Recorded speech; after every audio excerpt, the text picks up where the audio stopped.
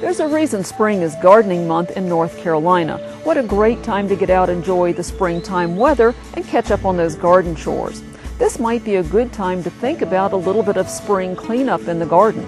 For example, in the perennial bed, if you've got some of those plants that you've not finished cutting back the old vegetation on, this is the time before you get too much new growth on those perennials to finish cleaning up.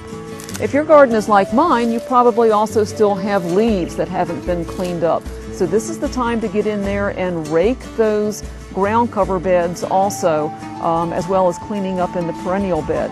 While you're at it, if you have any perennials that need to be divided, this is a good time before they get too much growth put out on them to go ahead and divide and replant those as well. Don't forget about those daffodil beds. Once those flowers fade, if you want to go ahead and remove those flower stems, you certainly can. Do not remove the leaves, however. The leaves need to die down on their own to complete that life cycle. If you're going to put some fresh mulch down in the landscape beds, be sure you get in there and remove any weeds first before putting that mulch down.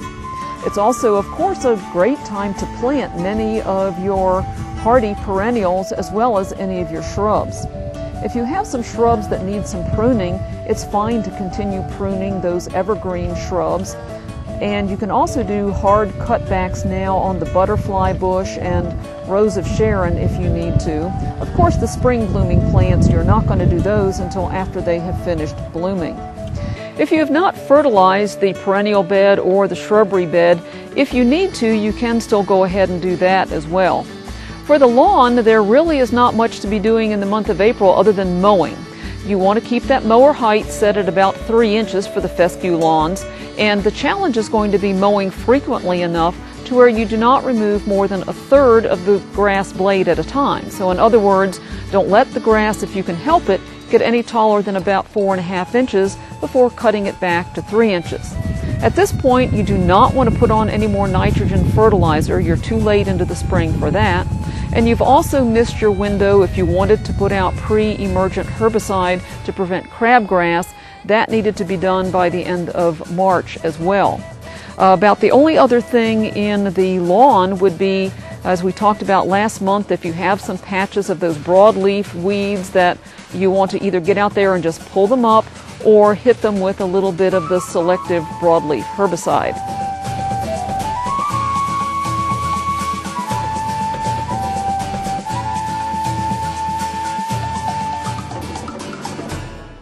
In the vegetable garden, we're just about in between the planting seasons for our cool season vegetables and our summer crops.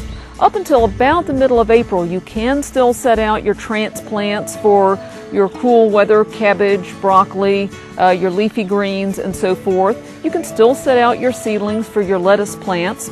Also, if you did do some seeding last month, if you've got things like kale, spinach, and lettuce that probably now need to be thinned a little bit, gently pull out the excess seedlings, and if you're careful, if you've got some bare places, you can dig these up and transplant them to another spot right there in the garden. Now, don't get overly anxious about planting things because it's still too early to put your seeds in the ground for things like beans and squash. Those seeds will just lay there in that cold soil and rot before they ever germinate. April is also still too early to set out your warm season plants like tomatoes and peppers and so forth that would be damaged by a possible late frost. Once we get about to the end of April, those kind of plants, if you've already got the plants, you can be setting them outside when the temperatures are warm enough and be hardening them off and getting them ready to go into the garden in May.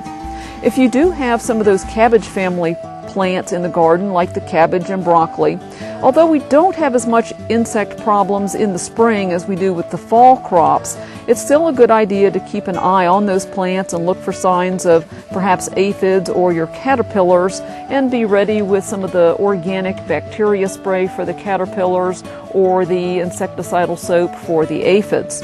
You know, a lot of people are planting small fruit crops these days, like the strawberries, blueberries, blackberries, raspberries.